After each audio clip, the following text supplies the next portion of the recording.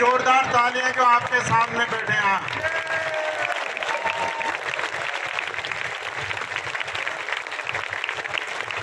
कम से कम 40-50 आदमियों के लिए उसमें से भी छटनी करनी पड़ी हुई 11 आदमी कौन बैठेंगे।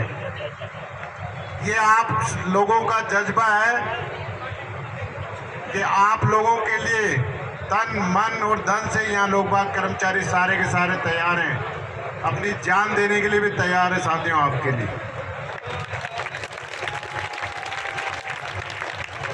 कल जब सरकार से वार्ता करके आए थे ना, बहुत कम लोग बाग बैठे थे यहाँ पे, हम आने में लेट हो गए थे। साथियों मैं तो क्या आर पार की बात करता हूँ, सरकार से भी पॉइंट टू पॉइंट बात करना आता भी नहीं है मेरे को। कमलेश जी आर पार पॉइंट टू पॉइंट बात कर रहे थे। सरकार जो सीएमओ के सारे अधिकारी वहां बैठे थे, जब पॉइंट टू फर्स्ट स्टार्ट हुई तो हमने कहा, कमलेश जी ने कहा साहब क्या गलत मांग रहे हैं, सचिवालय के बराबर मांगते हैं तो सचिवालय वाले कहते हैं कि साहब हमारे बराबर क्यों। हमने उसको छोड़ दिया और अब हमारे जो समकक्ष बाहर चल रहे हैं उनको पकड़ लिया, तो उसमें भी आपको दिक्कत है क्या। साथियों सरकार भी मान रही है कि भाई आप लोगों के साथ सही नहीं हो रहा। अब सरकार की भी मजबूरी हो गई। क्या मजबूरी हो गई? आश्वासन दे दे ये चले जाए। और मेरा बाबू अब क्या कह रहा है? तो मैं बीच में बोल दिया, मैंने कहा साहब मर जाएंगे लेकिन बाबू उठेगा नहीं। अब आदेश निकलेगा। मेरे को अधिकारी कहते हैं राज सिंह जी आप के मुंह से ऐसी अच्छी बात अच्छी नहीं लगती। मैंने कहा सर आप सोचो, जो कर्मचारी आपके यहाँ ऑफिसों में एसी में बैठता है, पंखे में बैठता है, कूलर में बैठता है, वो वहाँ आंधी तूफान और बरसात में 45 के टेम्परेचर में बैठा है, उसको देखो आप कि वो क्यों बैठा है। वो अपना मान और सम्मान के लिए बैठा है।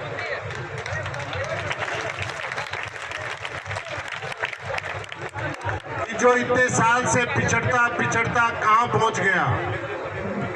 और हमने भी कह दिया सरकार को कि अभी नहीं तो कभी नहीं।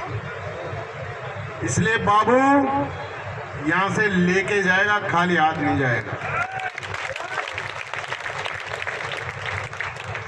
मेरे को बोलते हैं कि यार आप तो बहुत बढ़िया आदमी हो। मैंने कहा सर आदमी सारे बढ़िया होते हैं, खराब कौन होता है। नहीं आपकी कोई अधिकारी जो आपके लिए बहुत तारीफ करते हैं। मैंने कहा साहब जो भी मिलता है वही तारीफ करता है, लेकिन हम आपकी तारीफ करते हैं कि आप बहुत बढ़िया थे, जयपुर कलेक्टर थे, आज मुख्यमंत्री जी के काफी नजदीक हो। ये बाबू आपको दुआएं देगा, ये हमारा जो मांग पत्र आप पूरा कर दो। जो 45 के टेम्परेचर पे बैठा है, तो मैंने कल बताया था, फिर हमारा जमन भाई बीच में बोल दिया साहब हमारी बहनें भी बहुत बैठी है वहाँ पर। आरती डोगरा जी मैडम बैठे थे, उनके सामने बोलते हैं हमारी बहनें भी बहुत बैठी है। कि आप सोचो 45 के टेम्परेचर में सारा घर का काम सब कुछ छोड़ के वहाँ बैठी है, तो उनके चेहरे पे भी हंसी आ गई। तो साथियों सरकार भी फंसी पड़ी है और अपन भी फंसे पड़े। सही है ना? अपन तो ये कह रहे हैं कि आदेश चाहिए और सरकार कह रही है कि यार हम कर देंगे, करने के लिए तैयार हैं, मना नहीं करते हैं कि हमारी मजबूरी है कुछ। मैंने कहा आपकी मजबूरी अपने पास रखो। मैंने कहा हमारी भी मजबूरी है कि हम आज 37, 38, 40 दिन से यहाँ बैठे हैं, खाली हाथ नहीं जाएगा बाबू। ये आश्वासन 9 अप्रैल 8 अप्रैल तक मिलते, जब तक तो ठीक थे। क्यों साथियों, सही थे ना? लेकिन जब भी आप लोग ये कहते यार महासंघ हर बार पीछे हट जाता है, लेकिन अब की बार महासंघ आर पार के मूड में था कि सरकार से अभी लेंगे तो ले लेंगे, बाद में कुछ नहीं मिलेगा। फिर बाद साथियों बहुत देर तक चर्चा हुई, बाद में उन्होंने यही कहा कि मुख्यमंत्री जी की 5 बजे हमारे साथ में मीटिंग है। बार बार फोन आ रहा, मुख्यमंत्री जी पहुंच गए, बजट पे चर्चा है। तो हम अधिकारियों से सारे जितने भी आपके जो पॉइंट हैं मांग पत्र के, उन पे सब पे एक्सरसाइज करवा लेते हैं।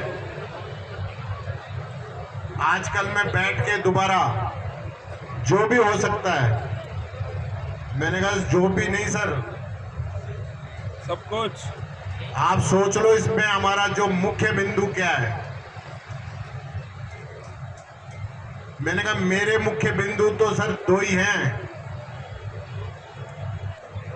और तो बिंदु है हम कल करवा लेंगे, लेकिन मुख्य बिंदु है ग्रेड पे रिवाइज। कौन सी साथियों? और एक योग्यता स्नातक। तो साथियों योग्यता स्नातक के लिए जैसे बोलते हैं ना, सब अधिकारियों को माथा ठिनक जाता है। मैं ईमानदारी से बात कह रहा हूं आपको, ग्रेड पे रिवाइज यूडीसी के लिए माथा नहीं ठिनकता उनका, लेकिन जैसे ही योग्यता स्नातक का नाम आता है वैसे उनके माथे पे सलाटें पड़ जाती है। उनको पता है 2013 से इतिहास चला रहा है, कोई भी संगठन अगर कोई लड़ा हो ना, किसी ने लड़ाई लड़ी अभी तक? अरे बोलो तो सही साथियों। मंत्रालय कर्मचारी लड़ रहा है 2013 से, और उनको पता अगर योग्यता स्नातक कर दी ना तो ये अपनी एनडीसी की ग्रेड पे 3600 करा ले जाएगा। यही एक सबसे बड़ी उनके माइनस पॉइंट है उनके पास। और बाबू लड़ेगा, हमने उन्हें ये भी कह दिया। मैंने कहा साहब लिखवा लो, अब की बार आपकी सरकार में तो हम नहीं करेंगे, नहीं लड़ेंगे। तो मेरे को बोलते हैं आगे यार राज सिंह जी, कोई आप थोड़ी अध्यक्ष रहोगे, आगे अध्यक्ष कौन बनेगा उसको थोड़ी कह सकते हैं। मैंने कहा साहब अभी की गारंटी तो हम दे सकते हैं आपको कि आप हमारी योग्यता बढ़ा दोगे, हम आपसे अभी कोई दूसरी डिमांड नहीं करेंगे, मैदान में नहीं उतरेंगे, ये हमारी गारंटी। तो साथियों आपकी जो ताकत है ना, उसके आगे सरकार भी वो हो रखी है। फिर बोलते हैं यार उनको भी देना पड़ेगा, उनको भी देना पड़ेगा। मैंने कहा साहब आपने सबको फोटो खिंचा के सबको सल्टा दिया।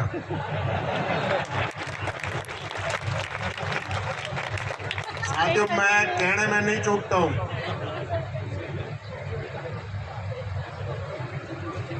आर पार की बात करनी भी चाहिए। हमारे पास जो एक्सपर्ट पैनल है ना सर, साथियों मैं बता रहा हूं आपको, एक्सपर्ट पैनल डिस्कस करने के लिए वो हमारे साथ कमलेश जी है, पॉइंट टू पॉइंट बात करते हैं वो, और तर्क वितर्क के साथ बात करते हैं। सरकार कहीं भी ये नहीं कहती कि आप गलत मांग रहे हो।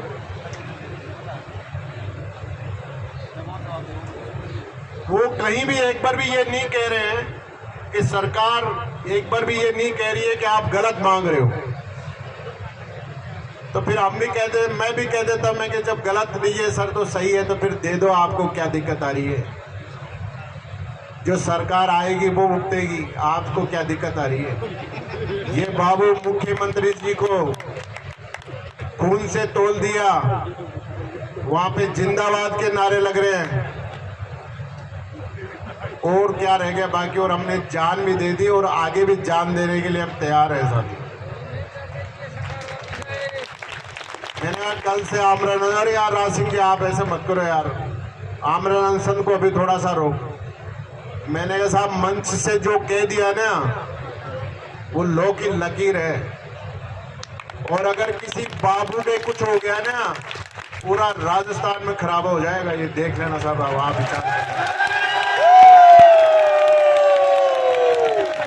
क्योंकि हर कार्यालय में बाबू बैठता है, इसलिए आप सोच लो, विचार लो। उन्होंने कहा यार अभी तो हम चलते, हम अभी तो जा रहे हैं मीटिंग में, आपसे आज है कल में एक बार दोबारा चर्चा करके बेस्ट से बेस्ट करने की कोशिश करेंगे। ये बात उन्होंने कही तो मैंने कहा बेस्ट से बेस्ट आपका नंबर हमने बता दिया कि हमारा मांग पत्र भी बेस्ट से बेस्ट है। तो हमारे जयमन जी बैठे थे बगल में, कहते हैं कि साहब एक बात बताओ क्या गलत मांग रहे हैं। कोई संगठन अगर कह रहा है कि इनका कोटा खत्म कर दो, अरे नहीं नहीं नहीं जयमन जी, फिर बोलते जयमन जी, अमित जयमन यार आप भी बोलने लगे, आज कब से बोलने लगे। मैंने कहा साहब ये प्रदेश अध्यक्ष बन गया आजकल राजस्व मंत्रालय के कर्मचारियों का, क्योंकि जयपुर कलेक्ट्रेट में कलेक्टर रहे हुए हैं तो जयमन जी को जानते हैं। मैंने कहा इसमें कोई भी मांग गलत नहीं है, आप हमारी मांगे पूरी करो। पूरे राजस्थान का मंत्रालय कर्मचारी आपकी जितनी भी जन कल्याण योजनाएं उनको धरातल पे पहुंचाने की पूरी कोशिश करेगा। हम आपका इंतजार कर रहे हैं, अब आपके ऊपर है कि आप क्या करते हो क्या नहीं करते हो। इतनी बात कह दी, सही है ना साथियों।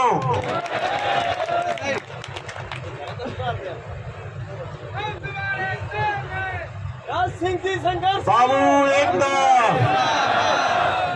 बाबू एकता। साथियों एक बात और कहना चाह रहा हूं, जो साथी नहीं आ रहा है, जिस ऑफिस से नहीं आ रहा है, बराबर का साथी उससे बाइकाट कर देना, बात करना है बंद कर देना उससे।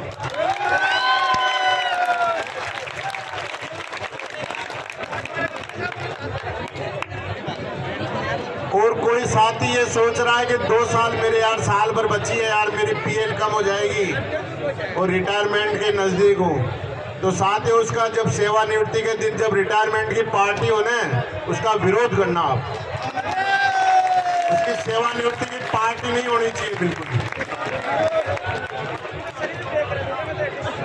उसको शर्म आनी चाहिए, उसको शर्म आनी चाहिए। जब तक मरेगा नहीं ना जब तक उसको भुगतान मिलेगा, और जिस दिन सेवानिवृत्त होगा उस दिन ही पीएल का पैसा मिलेगा, एक ही दिन। उसको हर महीने का फायदा होगा, लेकिन इस बाबू के समझ में नहीं आ रहा कि ऐसा क्यों सोचता है। तो ये 2 बातें विशेषकर ध्यान रखना साथियों, उसकी सेवानिवृत्ति का बहिष्कार होना चाहिए, और बगल का साथी अगर नहीं आ रहा ना उससे बात करना है बंद कर देना। सही कह रहा हूं ना साथियों।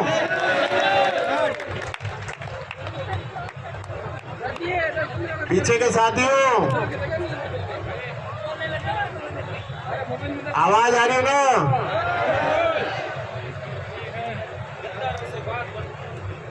तो एक बार मुख्यमंत्री जी के लिए लगा दे नारा। ये नारा जब तक चलेगा जब तक अपन यहाँ से आदेश लेके नहीं जाए साथ। मुख्यमंत्री जी सुनो पुकार, मुख्यमंत्री जी सुनो पुकार। साथियों आपसे ज्यादा आवाज तो मेरी जा रही है यार। पीछे के साथियों थोड़ा जोर लगाओ। मुख्यमंत्री जी सुनो पुकार, मुख्यमंत्री जी सुनो पुकार। भारत माता की। मुख्यमंत्री जी की आवाज कम जाती है, भारत माता की आवाज थोड़ी जोर से जाती है। साथियों चिंता मत करो, मुख्यमंत्री जी देके जाएंगे आपको। आप विश्वास रखो, मिलेगा अपन को, बहुत कुछ मिलेगा।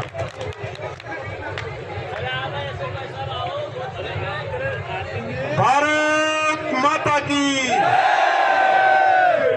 साथियों, इसी तरीके से आप इसी पंडाल को भर के रखो। जल्दी आपके आदेश भी आएंगे, आपसे बात भी की जाएगी और जल्दी अपन घर भी जाएंगे साथियों। सकुशल पूर्वक। जय संगठन, जय भारत।